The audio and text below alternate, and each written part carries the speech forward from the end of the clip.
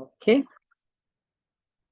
Okay, so good afternoon, everyone, or good morning. I don't know where everyone is joining from, but I'm really super excited that you have chosen to be with us this afternoon in Uganda at 3 p.m. East African time. So it's the afternoon for us here, but wherever you are, we send you warm greetings.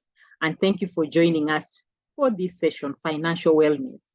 So I'm going to tell you in a bit why I chose to do this topic, but I want to acknowledge Majesty Training Associates that employs me and instructed me to make sure I do this talk, because in part the company is about sharing experiences and knowledge. And so it's not just about money, but it's about making sure that we can share information that we have together. And so we are not experts. So we are not experts, but we are sharing the experience that we have. And we hope you can also join us and give us tips here and there, because like the advert was saying, the economy doesn't seem to be going well. Things are moving sideways, or I do not know, upside down, or yeah, so it is just a bit all strange. Yeah, so I'm excited to be presenting this topic this afternoon. My name is Joanne Larocque. I'm the team leader of Majesty Training Associates. And one of my responsibilities it's aligned to our mission is to equip and resource people with personal development, organizational development, and business development services. So what I'm doing today is falls under personal development area, and I will be speaking about this topic. And I will tell you in a bit why I'm speaking about this topic. Over 8 years in not-for-profit and a public university. I say I'm a person who retired in 2019, as if I knew COVID was coming. So then it came and really retired me properly when COVID struck in 2020. But yeah, but I am here. And so I think that's why I feel like, okay, if I was able to survive, yeah, then I can share a few tips here and there of what I've been able to do. So team leader, I speak, I train, mentor, and coach in the areas of personal development, business development, and organizational development. And I'm certified by the Maxwell Leadership Team to really, and that's where I get all my resources on personal development and leadership and communication development. And I'm so excited that some of my colleagues have joined this talk. And I think it's really a great talk, and it's the right time for us to be speaking about financial wellness, because wow, things are not well. Things are not well. Yeah. So before I start, this is what we will cover today. So many of you maybe came for answers, and now you're saying, oh, we have so many questions. What you said. So thank you so much, the 74 people who gave us feedback about where they rate themselves in terms of financial in terms of financial wellness, but also those who gave us ideas. What do you want to listen most to? And I just check here. People want to listen more about investments. They want to listen about how can we save? How can we pay our debts? How do we plan? Some people are stretching it and saying taxation. That one I will not go there. How can we balance both business and personal finance? How can we research on workable ideas so that we can, I think, in part to supplement incomes. Some of the goals that you are able to articulate in the form when we asked you, you want financial freedom, others want financial independence, others are looking towards retirement planning, sustainability, being able to have finances in a sustainable manner. And some also pointed to some critical values like consistency, persistence, financial discipline. You want to hear something about that. And then there was also issues to do with liquidity. How can I manage liquidity? And I don't know who said that liquidity. Man, liquidity is a problem. Sometimes you have the money, but you don't just have it. You don't have the liquid cash, the cash that you need to spend. Yeah, so how can we do that? And we'll be looking at that alongside the outline that we have here today. So what is financial wellness? We shall be asking you also to share with us your thoughts, what you think financial wellness is. what we see, and maybe what we see is what prompted us to speak about this topic because of what we've been seeing, and then what you need to know, and perhaps some strategies that you can employ. And I will share some personal examples of what I have been able to do. Like I said, 2019, I stopped formal work, and here am I, Majesty Training Associates. Not easy, but it's something that that we can all do together, so we can learn from each other here and there.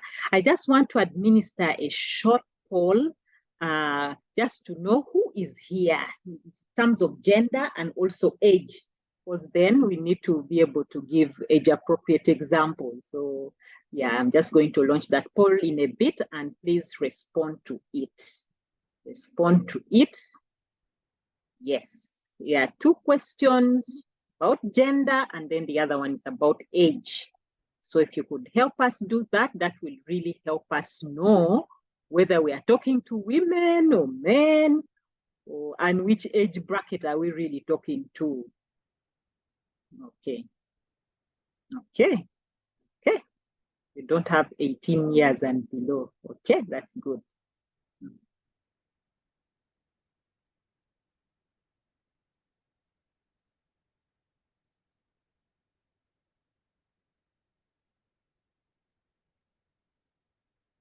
Yes, yes.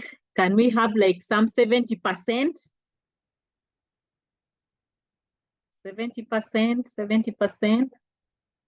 So we know. I can't see the poll. Musa can't see. I hope you can see it because people are busy completing the poll. Okay. Amina says she's 45. That is great. We will just add it to this bracket where there is 45. Okay, so we have achieved 70%. Any last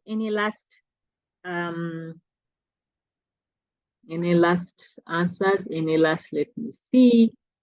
We are doing a poll. Those who have just joined us, please. Okay, 33. Looks like people have not seen the poll, but that is well, maybe because you've just joined. Okay. Okay, maybe you've just joined and so you're not able to see. Okay, I see a lot of people are in the age bracket of 30, 30s, some few. Okay, let's see. Let's end this poll. But thank you so much for giving these responses. Let me just share it in a bit, and you can have a look as well. Okay, so looks like we have more females. Yeah, maybe the gentleman will join a bit later, but we have more females. And then we have the majority of us are in the age bracket of 36 to 55. So we speak to that, but we also have the age bracket of 19 to 35. So some youth are there, so great. Then we have one person who is 56 and above. So thank you so much for joining and for telling us who is here. Okay, let me see in the chat. Hey. Rabato, you're feeling, don't worry, all will be well. Yes, so we learn a lot from you also. Okay, so yeah, so let's move on and see. This is what you said. This is what you said when we asked, how financially well are you? Many of you said, yeah, they're in the middle, three. So 5 was saying, for me, I'm financially well, everything is well.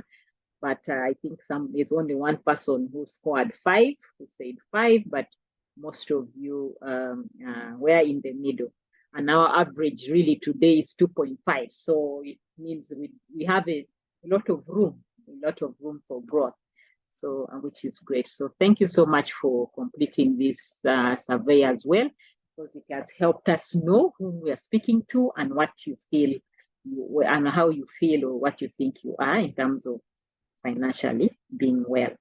When we talk about financial wellness, if I may ask, what comes to mind? Could you just type what comes to mind when we talk about financial wellness?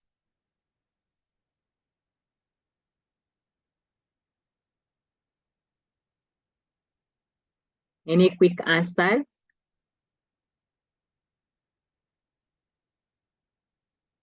What does financial wellness mean to you? Are there some people who would like to unmute perhaps and tell us what financial wellness means for them? Okay, I can see some things coming up in the chat here. See, having enough money for your needs, ability to meet all your needs as at all times with excess in savings, financial independence, ability to afford what one wants financially, being able to afford life needs. Yes.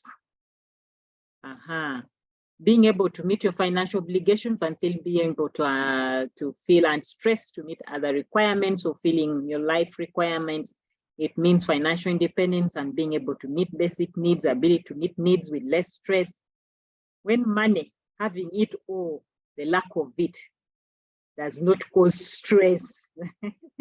Understanding your cash flows well and being on top of it. Thank you so much for that feedback. Yes, thank you so much. Let me see, is there any final one? Being able to meet your current and future financial requirements. Thank you. Being able to meet your needs now and later. So exactly, that is what financial wellness is. So I just checked on Google to see what Google says about financial wellness, and it was telling us financial wellness is a relative measure of how well a person manages their financial life. Improving financial wellness is about practicing better money habits, setting goals, and taking steps to achieve them, all with the aim of improving your overall quality of life. That's what Google tells us when I checked there. But then when I was going to do this talk, I also sent a WhatsApp to the family, and my sister gave us a response here, and I want to read it as well.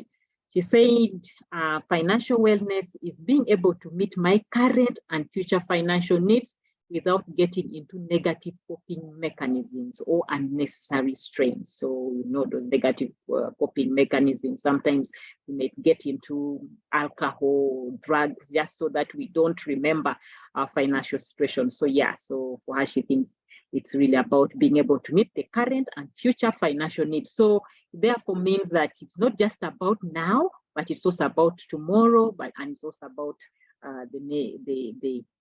the number of years that we anticipate that we shall live. I normally like to ask this question. So do you know how long your future is? Because then that determines how much you then need to plan. Can somebody type? How long are you going to live? Any idea to help you with the plans? Let me see who is typing. 20 more years. I do not know. 20 over, 20 plus. I don't know. 70 years. Fulgencia is very sure about 70 years. I'm really waiting to see her go over 70. And 120 years, Pam. You have a lot of planning to do to be able to, because all of us, maybe most of us who are on this may not be there in 120 years. So you really need to be able to sustain yourself with 120 years without any peer, anyone who, so uncertain, hopefully for more 20 years. Yes. I try to be more loud, okay. So I think the problem is maybe my volume is, let me increase my volume. I hear I am not so loud enough. So let me just do something about the volume. Apologies for that. I hope that will. Joan, you seem to be very, very clear. I think the problem is on the other person's side. They could increase their. Okay, so let me know if I'm shouting now, then you say, okay, then I can reduce, but I've improved, I've put the volume a bit. Okay, yes, so some more years, your volume is okay, you're clear, okay, fantastic. So let's proceed. Yes, so so really depending on what you think, how long you're going to live. For me, I want to live up to 85 years. So I have quite a number of years to go. So what does that mean practically? What do I need to do up to 85 years? I cannot, long ago our parents, I'm glad that my parents still are around. My father is 80 years and my mom turned 77 this year, but they can rely on us as children. But us, are we sure we can rely on our children for financial assistance? So What does that mean? Therefore means we need to be able to care for ourselves. And so it means we really need to plan. So yes, financial, what is this here? Financial wellness may require that you assess where you are now, assess where you are so that you can plan your today, tomorrow, and into the future, depending on what, how you envisage that future is going to be. So it's good to think about, like how many years. Of course, God is also there to determine, and other factors are there to determine, but it's also just good to have that idea that if I lived for 70 years, if I lived for 80 years or 120, like Pam said, what is going to happen? Who am I going to rely on? Yeah. So that then would help us with planning. So what we see and what motivated us to really talk about this topic is the after effects of COVID, especially the negative ones. For me, yes, I had negative effects of COVID, but also it was, I think, time for COVID was an opportunity for me to reflect as a person, to find out what I really want to do with my life. And I think COVID gave me the opportunity to say, okay, why don't you just share what you know? You've been working for quite some time, so just share what you've already learned and then try to see if you can invest in yourself a bit more so you can help other people as well. Yeah, so the Russian-Ukrainian war is still going on and all the effects that it has brought. People working in the NGO sector and also in government everywhere, we can see resources are dwindling. Money is not that easy to come by. So there's declining resources, funding, those who are funding, because priorities have changed. People are using the money elsewhere and the money is just not flowing the way it used to be. So, and definitely, we see a bit of slow growth, depending on which side. Yeah, and then there's some laws and regulations maybe are not so conducive to support growth. Lots of uncertainty, changing priorities, redundancies, global recession, we see it coming, or we are already living in it. And for us, what has happened is that in the last 3 months, we have been invited to talk about financial management. We have talked about financial literacy, financial wellness, and who are calling us to do this? Organizations who have projects that are large projects that are coming to an end. They have redundancies planned, and they're just saying, come and speak to our staff and tell them how can they survive when there's no job anymore. So when we did that for the last 3 months and we are talking about this, we felt a bit distressed because we said, maybe this is information that we don't just need to be invited to share. Why not just share with anybody who cares to listen or somebody wants, so that we all prepare ourselves, because really things are not going as well as they used to do. And maybe they even get worse. So how do we prepare with what we have? How do you deal with what we have? The implications, of course, reduced finances. If you lose your job, for example, you will not be able to have the standard of living that you used to have before. You may not have finances, reduced quality of life, and all and all what is associated with it, like stress, mental health, illness. Who was that saying that we're going to have many more Ugandans running mad by 2050? And what could be the causes? Perhaps it could be stress, financial stresses and other things. And without finances also come diseases, or with diseases comes financial issues. And that's why in the slides ahead, I have an analogy between health and finances. Yeah, low self-esteem, feeling hopeless, joblessness, lost contacts and networks. Yeah, so sometimes when you get out of formal employment, you really lose networks and contacts. You try to call people and they're like, oh, what is this person asking for? What do they want to tell us about? So we need to be aware of this, that, and know that where we are and what we are able to do now, we need to be able to preserve. We may lack basic needs, so it's important that we plan. It may even be a requirement for us to migrate from a high spend place to a low spend place. So rural-urban migration may happen. Domestic violence, we hear this. So one spouse or partner loses a job, and then domestic violence starts because people feel disrespected here and there, or somebody is feeling the burden of having to meet the family expenses alone. So it's just crazy. So we need to be able to do something so that we are able to survive, to be financially well. So I give, like I said, I would give an analogy between health and finance, because these people are like, they're like twins. I'm even calling them people, they're like twins. So we have health and we have finance. If you're not healthy, your finances are likely to also reduce because you don't have the ability to work and be able to get the money. Or if you don't have the finance, also you can get unwell and then you're not able to meet your medical needs. So I feel like these aspects are really related. Yeah. So then I just thought about, so I'm getting to this habit of every year going to check my numbers, health numbers. So weighing yourself, your body mass index. I hope you know what body mass index is. I'll explain a bit more. So I feel like this key measurement that they do in health is almost equates to kind of net worth, your net worth. How many assets? How much assets do you have versus the people or the people organizations that you hold? So the value of your assets as a person or a corporation minus the liabilities those you owe. So you see, they seem to be related. Why do I say so? Because when you get this habit of regularly checking your health numbers, they would be wanting to check your blood count. They always do your BMI, that is the body mass index. And they say if your body mass index is not well balanced, so it's not normal, then there are diseases like blood pressure that can come, blood sugar, and those are just terrible, and they affect the quality of life that we have. So the body mass index, or if you want to calculate it, is your body weight over your height squared.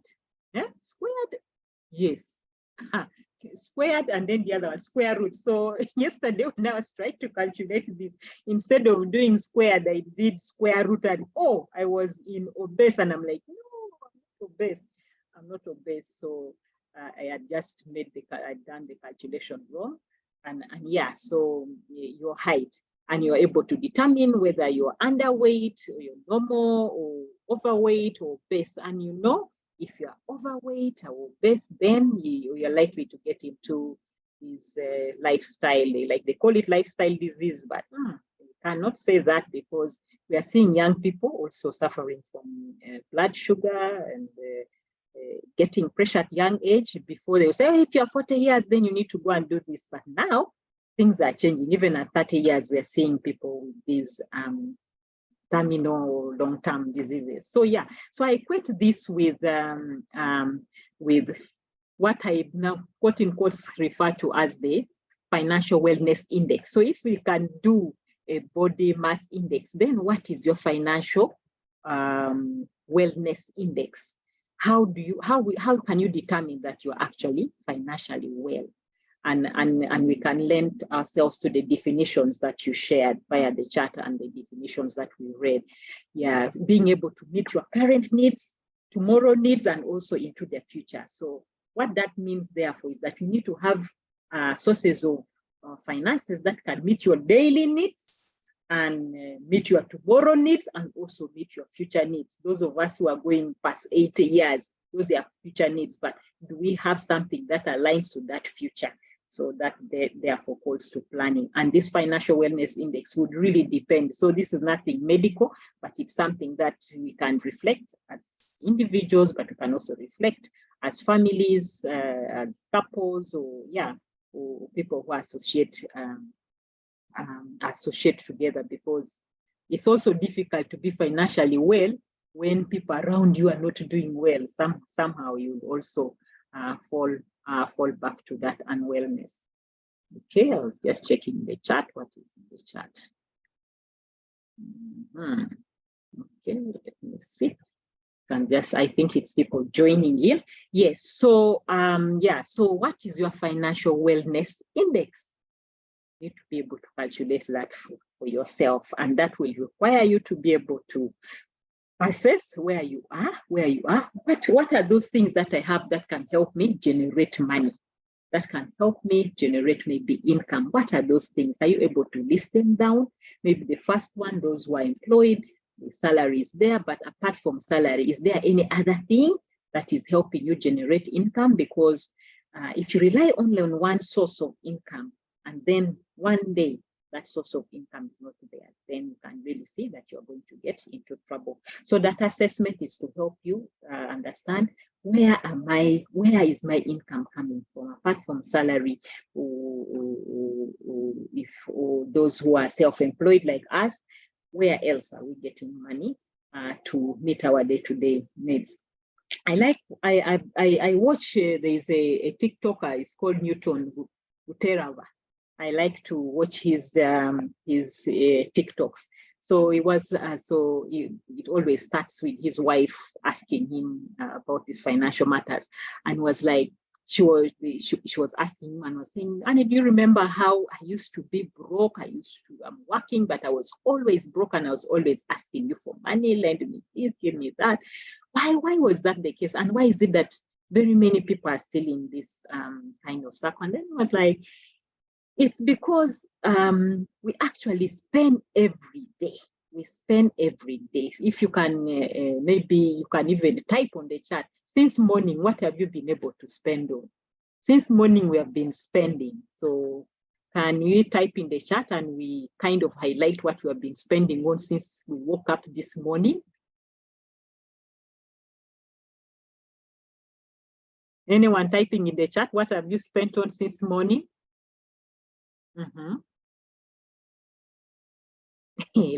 Data, lunch, transport, 3,000 on food, spent on transport, breakfast, lunch, food, airtime, transport, water, electricity, food, airtime, shopping, kids, food, fuel. Yes, but now you can imagine, but are you getting this money also on a daily basis, this transport? Are you being paid for? So I can imagine this transport is taking you perhaps to go and work, or maybe taking children to school, or wherever this transport, because I can see transport is a lot. But are you also earning daily, like the way you are spending daily? We woke up in the morning, you brushed your teeth, you used water, you switched on the lights perhaps, yeah, you took some breakfast, you switched on, made maybe a gas stove or whatever heating facility that you have. We used them.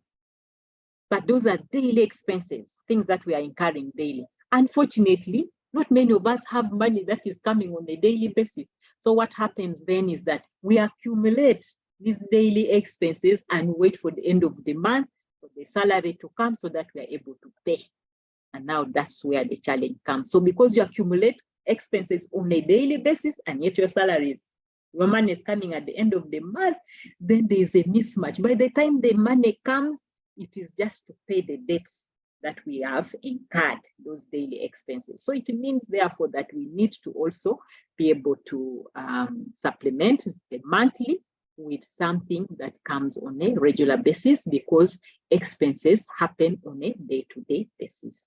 So yeah, so let's not get worried or intimidated or feel bad about this. So assess where we are. Let's be honest, assess where we are, acknowledge, just accept, acknowledge, appreciate, and say, yeah, this is my situation. This is what I spend on, and this is what I earn. Maybe I'm even spending more than I actually earn, and therefore I'm in a cycle of debt, month in, month out, day in, day out. Yeah, and then we really hope that by the end of this presentation, you really take some action so you're able to act. So that's the essence of this the 5A framework. Yeah. So then what can we do? What can we do? Because we know we spend on a daily basis, but perhaps we earn on a monthly basis or a quarterly basis, or some of us who earn as and when the money comes, or as and when you are paid. So we have not been paid for some of the works that we have delivered or some of the services, but then how do we survive on a day-to-day basis, because we need to spend on a day-to-day basis. Yeah, so then it calls for us to be able to budget. It calls for us to be able to track these expenses, because many times we hear things like, I don't know where my money goes.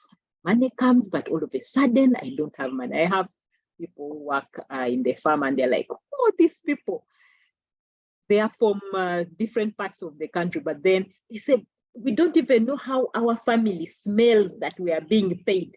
Because that time, I think it was Easter time. So we said, oh, we're not going to be around, so let us pay in advance. So it was around 20th and we were paying wages to the workers. And then all of a sudden, one of the workers' wife called for Maruan and had a host of problems, a litany of problems. Oh, this and this is missing. How do these people know that I've received money now and now they need this money so that I can solve something? I wanted to plan a new ABCD. Now they are saying so and so. So yeah, so being able to also track those expenses, being able to save. Many people are saying, how can we save? How can we save? And I know you may have heard of so many formulas of saving, but for me, I don't have a formula.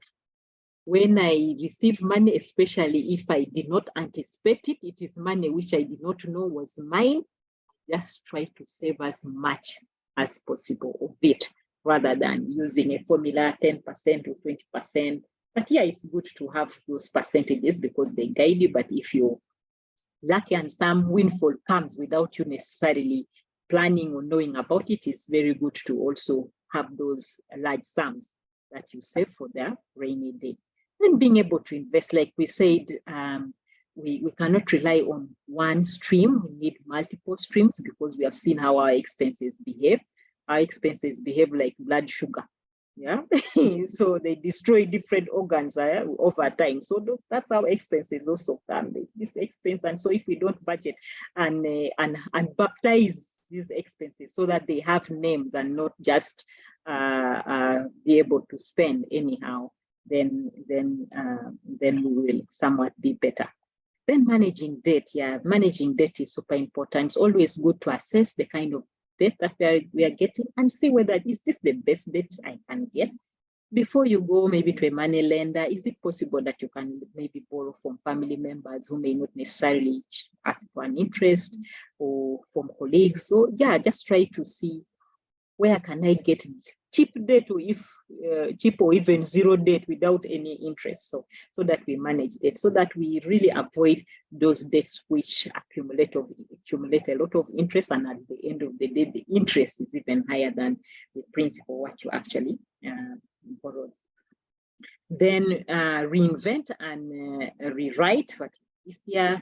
Reinvent and rewire. So being able to also learn, because with money, just like any other subject, we need to learn about it. Finances, we also need to invest time in actually learning about finances so that we know how to manage. So in strategies, income, looking at what are my sources of income, listing them down, and then being able to say, okay, what are the expenses? Remember, I said you baptize them, so that an expense which doesn't have a name should not just come anyhow when you haven't planned for it. So ability to be able to be disciplined. I like somebody, one of you who said financial discipline. So being able to be disciplined to spend on what you have to spend, and also be able to say, no, maybe I cannot support now. So I told you in 2019, I stopped for my employment, but prior to stop, because I knew I'm going to stop for my employment, what I did was to tell all my relatives and people who used to rely on me for finances, saying that hey, in 6 months' time, I'm not going to be having a job, and so I no longer be able to support like I used to do. So just be aware. And so that really helped me, because then it limited the expectations. So people didn't really come to ask me for money, because I told them I'll not be having that kind of money that I used to have to support. So also being honest about your situation and not pretending and saying that things are well and yet they're actually not well. So yeah, tracking expenses. So, and now there are so many apps that can help you track. So there is no excuse. Technology is there, coming to enable us to be able to do so many things. So yeah, let's get some of those apps and be able to track our expenses, if that is going to help us to be able to manage well. Yeah, and then being able to save. And I think when we talk about savings, yes, it's good to save, but it's better to save when you have a purpose for which you are saving. When you have that drive, I'm saving for ABCD, it becomes, it helps you be more disciplined rather than I'm just saving. So if you're just saving, then something comes like, let me just pull out my saving. But if you attach a saving to something, to a purpose, then that actually can motivate you to actually save. Then yes, then being able to invest in the different types of things. And since many of you talked about investment, we really have a slide where we're going to speak a bit more about the different types of investment. And of course, definitely the other aspect is being able to manage debt. So negotiating repayment plans if things are not going well, coming clean and so on, maybe supposed to have paid today or not today. It's not good to say paying today and now you're giving an excuse. You know your financial situation, so you're able to renegotiate and say, I'm not able to pay because of ABCD, and maybe I'll pay on this date.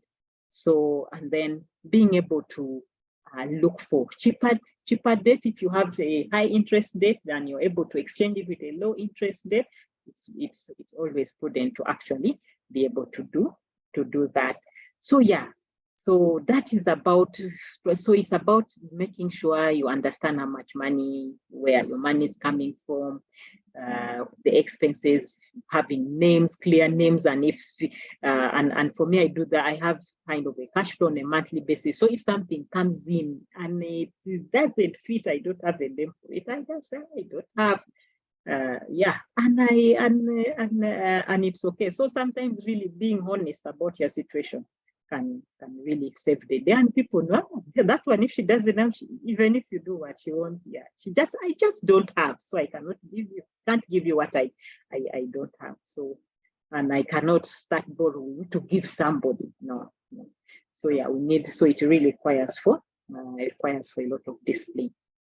So what are those investment options, things that we can do? So I will share this, but then also be able to give some examples. So you might be having fixed assets, you might be having land. Some of us, we are here in the capital city, but there's quite a large chunk of land that is being redundant there that we could actually maybe then hire out, because we're not doing anything on it, hire out and people give us money for being able to use, leave alone actually being able to help you protect the land, because it's so expensive also these days to just have people trying to guard against land grabbers. If there's possibility, you can get an arrangement where people can use that land, or you can actually use that land for your benefit. Buildings, rentals, whatever, or fixed assets you can manage. Or the more movable assets like equipment, movable equipment, motorcycles, motor vehicles.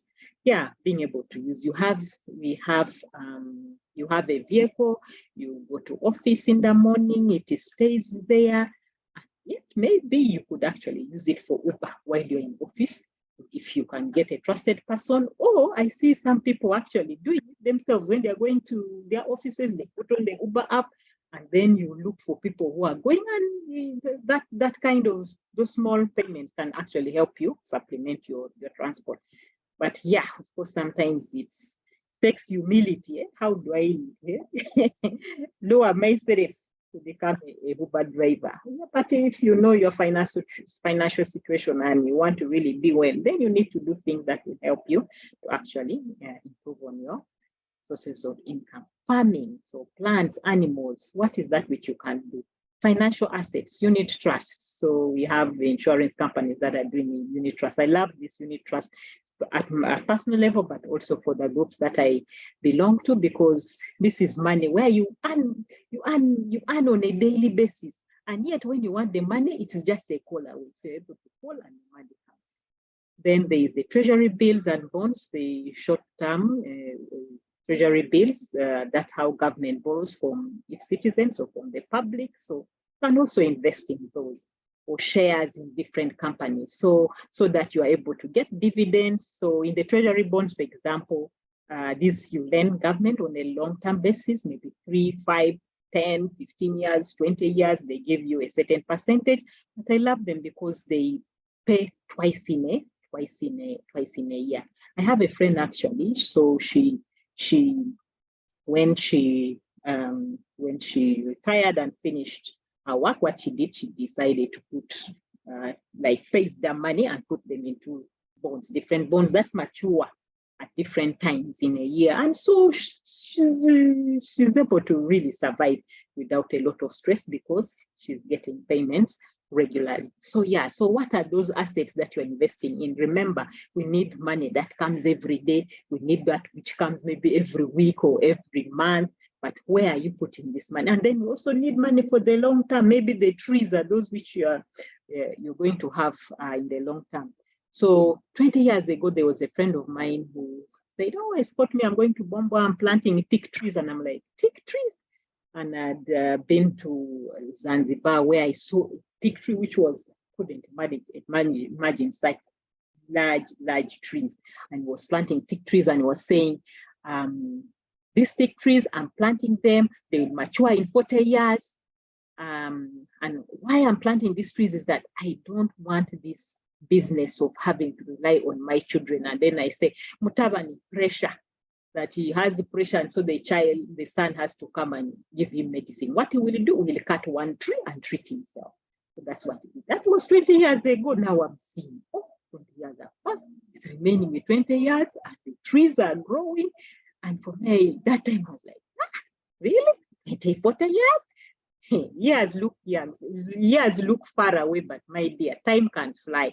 So many times we have that excuse, I'm still young, but my dear, you reach 40, 50 will come, 60 will come. So we just need to plan regardless of what age we are in now. And for friends who are over 55, all is not lost. We can still engage in these different investment options.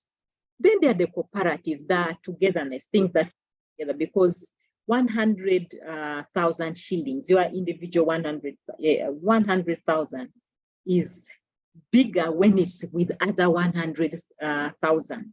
Yeah, so if you invest 100,000 in a collective, it's more valuable, you will earn more. So being in these cooperatives, the village saving schemes or the circles, investment clubs, it's really important. Yeah, so I belong to like 5 groups, and people ask me, but where do you get money to invest in all this? The thing is, because of being in those groups, that then invites me to be able to be disciplined, because I need to save here, I need to invest here, so I don't have money to just use anyhow, because I have places where the money needs to go. So it has actually disciplined me, not just disciplining me, but also some of these vehicles, I use them to learn. So I'm in an investment club, and this investment club, maybe they are dealing in land. So I'm saying, okay, this one is going to help me with land. Then this investment club, for it is just about savings maybe and lending. So I'm also there and being able to tap cheap finances. Then there's this one which is doing, so being in multiple, because they serve different purposes. Yeah, so and they just also help you to get discipline. There are even those which punish people. If you're supposed to save on a monthly basis, then they punish you. So there's that pressure that it puts, but it's maybe in a way helping you to be financially disciplined if that is a challenge that you have. So how many of these groups are you in? How many of these groups?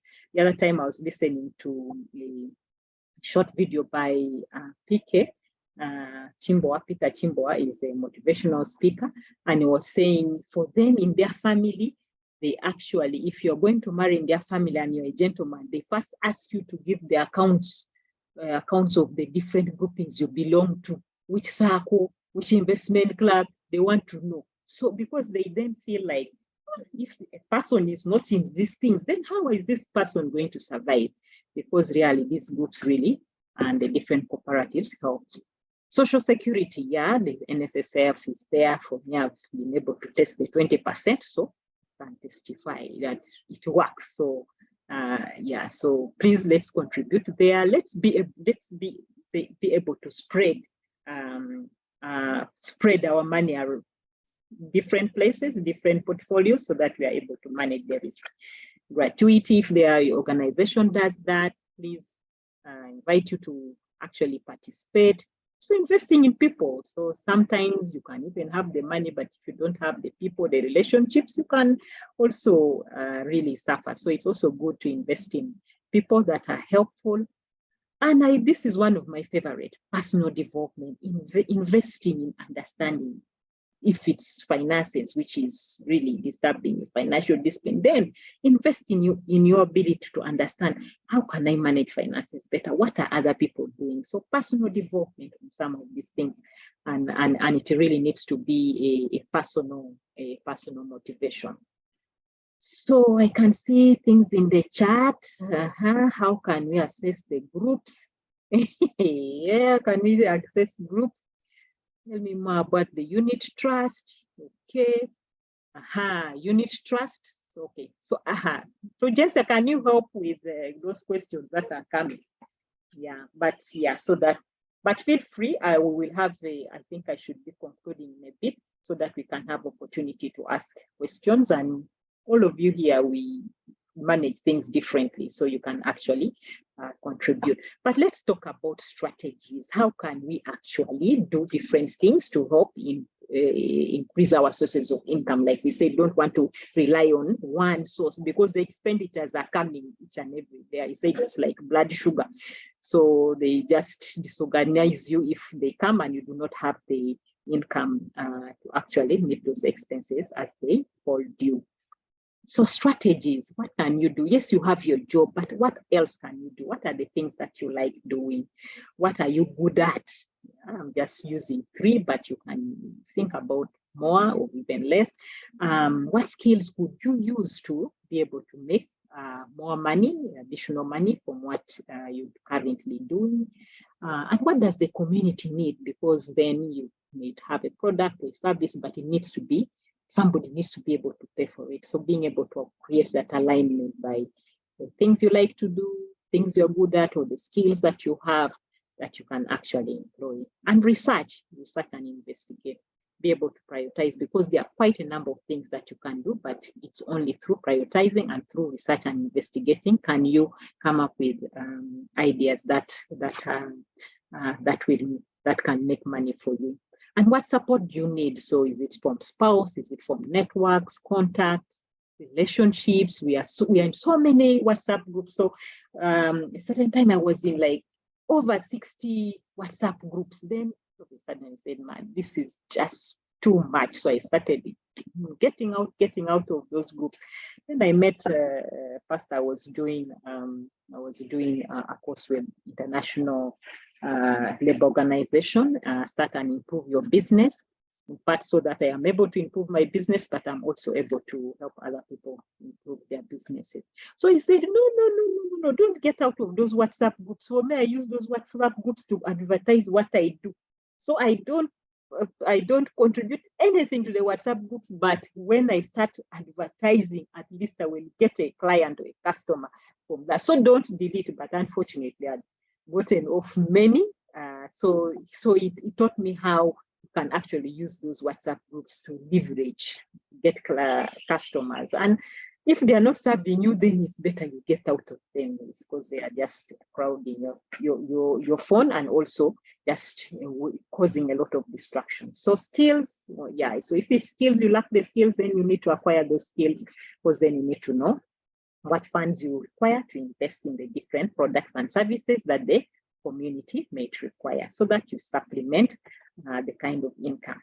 So this is what we are sharing for Majestic Training Associates, but we want to also say that we actually want to even help you more. For those who are very serious and want to think about business ideas, there's an event coming up on the 5th of August, where we are going to talk about how do we generate business ideas that are viable, ideas that we can actually implement and start supplementing the kind of income that the income that we have. Or I'm just talking about supplementing. I was looking at the age group, but there are some, it could actually mean that some people are even not employed. So, but we need to do something. Whatever we do, we need to do something to be able to raise this money. So yeah, so we have an upcoming event, a training event where we are going to share how can we come up with viable business ideas. And I will just talk to you about this International Labour Organization, Start and Improve Your Business.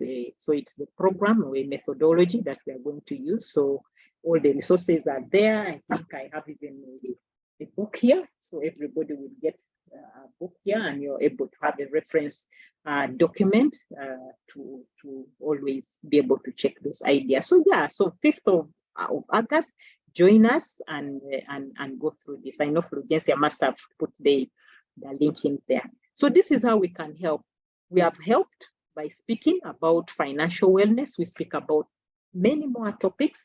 We speak for free like we are doing today because we believe in sharing information and knowledge, but we also speak for money. We are all in this looking for how can we be financially well. So we have services around training, speaking, coaching, mentorship, consulting, hand-holding, and team building in the areas of personal development. So like what I've been doing here, it falls under personal development, where we talk about different topics virtually like this, or even physically. Yeah. And then business development, like I said, I'm a trainer with the ILO Start and Improve Your Business, and I'm very excited about doing this in part because I use it to improve on my business and also help others to improve on their business. We all need to be well together. Like I said, you cannot be well and others are not well, and then you think you will remain well. Yeah, so it will always catch up with you. So business development and also organizational development is something that we do. So I want to say we want to stop here and take a few questions, a few comments. But if you liked what you had today, please leave us a good review on Google Business. So Fulgencia, please, I hope you can type that there.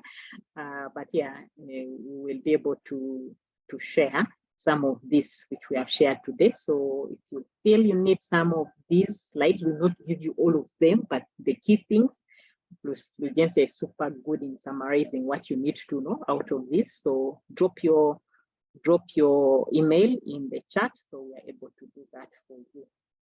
Otherwise, some of you registered, and so we have your emails, and we will be able to send you a thank you and also a few highlights of what we have been able to cover today. The bottom line is, let us retire in financial wellness when we are all well, but we need to do the work, we need to actually act. So it's nothing is going to come on a silver plate.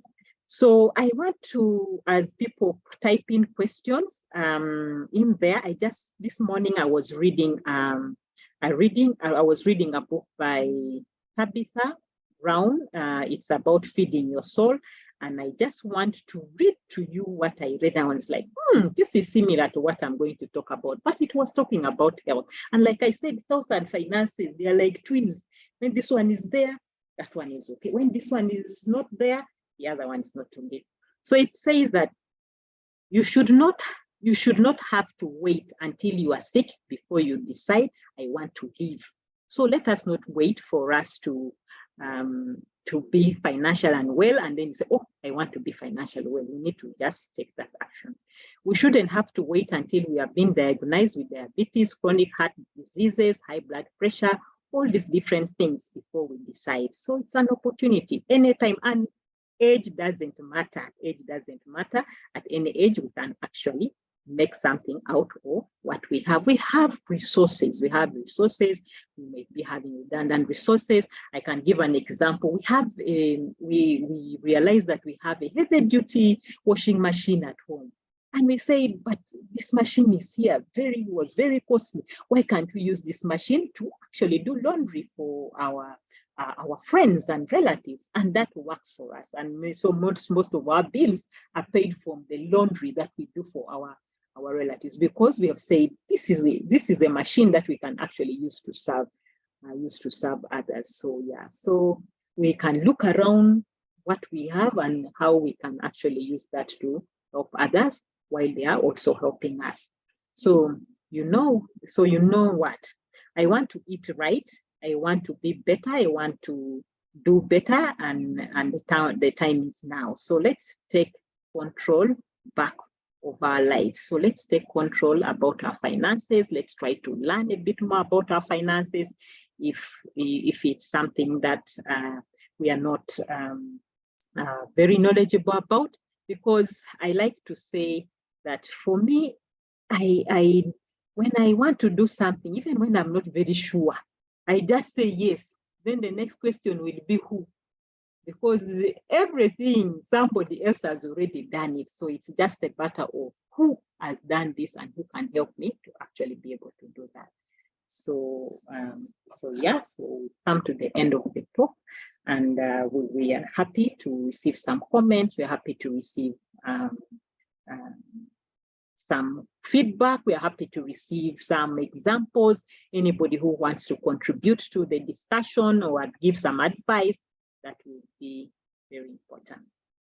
Thank you. So what is happening here on the chat? I can see so many things there.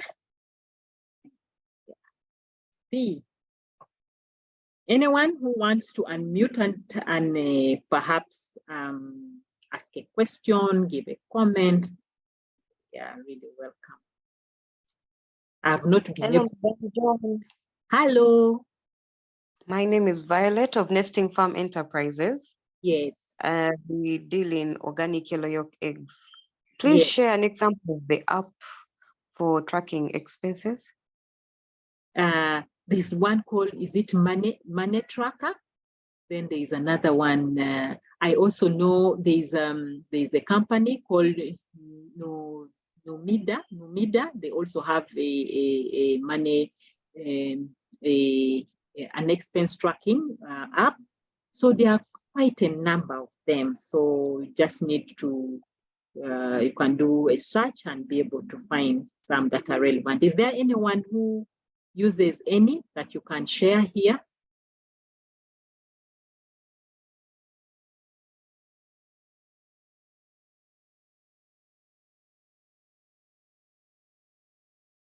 What kind of investment can we do with my 2 million around Kampala? Techno is asking 2 million shillings. 2 million shillings can do a lot. It can have so many Rolex. You can have so many Rolex people who are making people who are making Rolex. So these days people even lease and have people who are doing different businesses for them, and then they receive the money without necessarily being able to be there in person.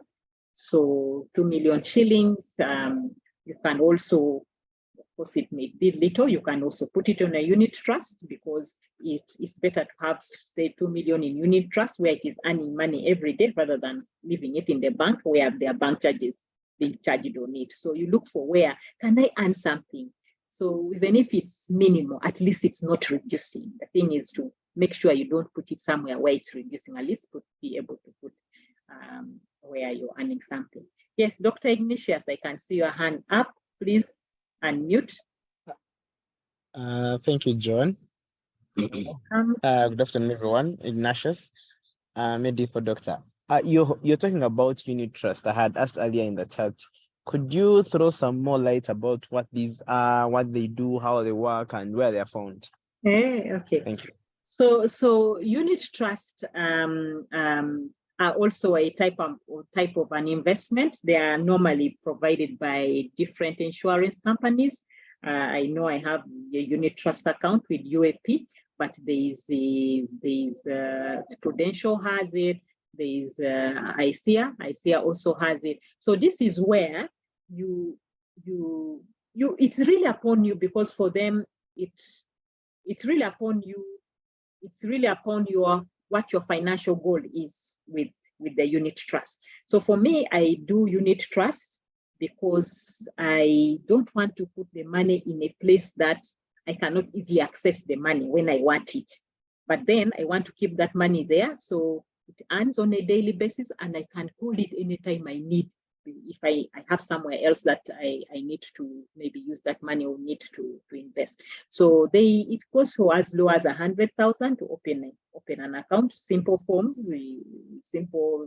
and you're able to open an account in a day or so, and then you're able to to keep your money, save your money, whatever, if it's for saving, and you earn between 10 and 11% per annum. But the way they pay you is on a day, they calculate that percentage on a daily basis. So on a daily basis, you're earning a statement, you receive a statement every month of how your investment is doing. So I like it for me because I am able to call the money when I need it, but I also like it for our group, a group where we belong, because we belong in a group where we lend money to each other. And rather than keeping the money in the bank, we keep it there. But once we need it, in 2 days' time, it's back in our account, and some member can borrow it and do whatever they need to do. So it's I say a friendly place, but you could also use it because it gives between 10 and 11% interest per annum. So you can also compare where else.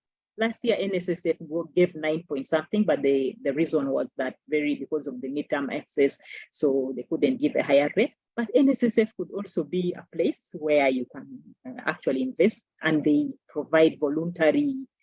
You don't need to be employed. You can anywhere. You can actually go and open an account there on a voluntary basis, on a personal basis, and then you save. The idea is that to be able to earn from there. Or you can go for the treasury bills. I think we are doing one for one of the groups that I belong to, and the last time I checked was 12% per year. There you receive once, you receive after 1 year. Then there are the treasury bonds, which range depending on how long you're going to lend the government that money. So they range between 14 to about 18%. The more years you're lending the government, the better. And how you receive for treasury bonds, they pay twice in a year. So at least, so if you're putting there, say 100 million, that and it's 18%, that means you're getting 18 million shillings, but divided into 2, so 99. But of course, you need to take care of the withholding tax, which is 10% for any investment that is, I think, 10 years and above. It's 10%, but if it's lower, then it's 15%. Withholding tax. So less that withholding tax, then you see. So you can imagine if you have multiple investments, then they are coming at different times, then it can actually help you manage a different expenses or obligations that you will have. So yeah, then belonging to these groups where we belong, you save your money there, you borrow from there, because once I belong to the accountant circle, there is one of the lowest interest rates. So if you want to borrow from there, it's 15% per annum, and they can lend you up to as much as you have in the club. That means you're saving there, you're actually buying shares within. So there are these groups where we really need to belong to. And many times the excuse we have is that, oh, our money might be stolen, people are not honest and what. So if that is the case, then be part of the management, because if saying people are not honest, then you be there, the honest one, to actually manage that money so that you feel secure that the money is the right way. Okay. Thank you, Ignatius. I hope that answers your question. Yes. Somebody else wanted to ask. I'm sorry, I've not looked at the question. So if you are there and your question has not been answered, you can perhaps just unmute and ask the question directly.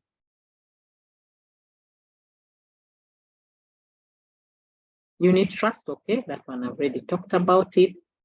Okay, this is more I use expense manager. So somebody says they use expense manager to track their expenses. Feeding your soul. I think the book title is saying Feeding Your Soul. Thank you. There's the email addresses there. Looking forward to retire in financial wellness.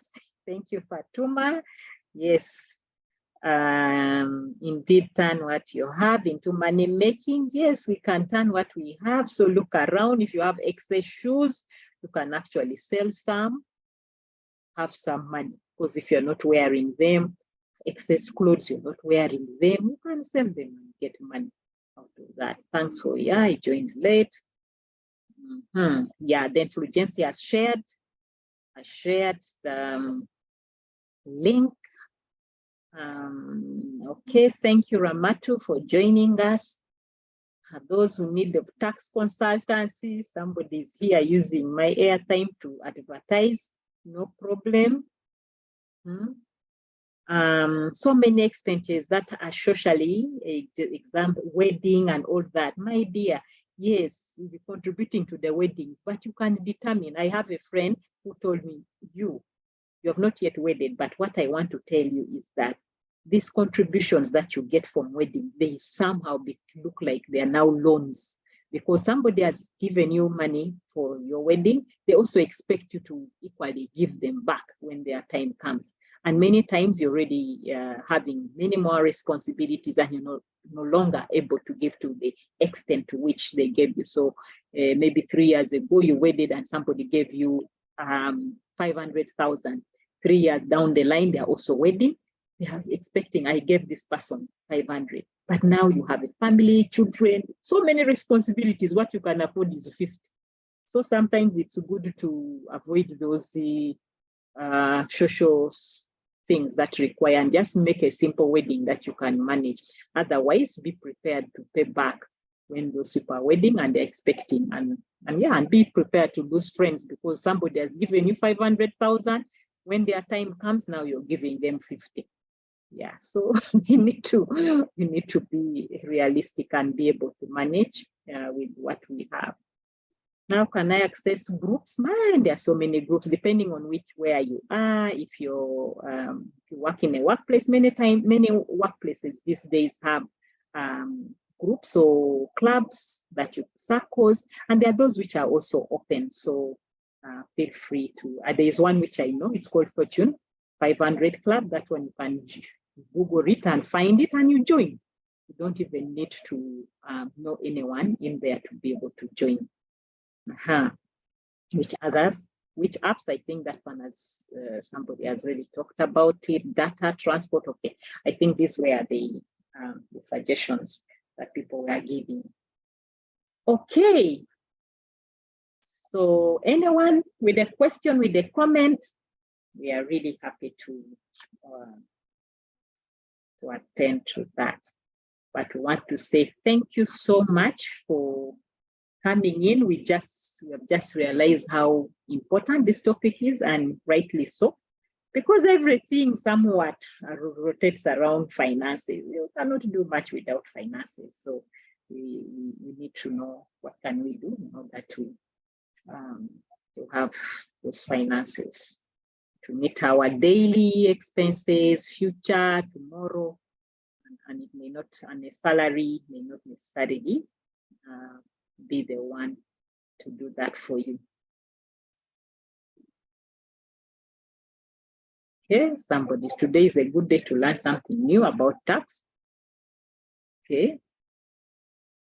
So go to your e-learning portal. Okay. Thank you, Joel, for pointing us to that portal.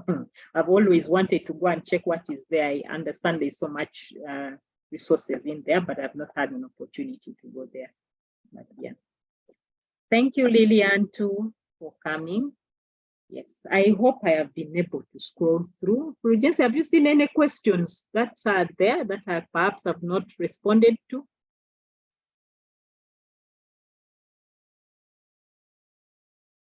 No, you have responded to all. Okay, thank you.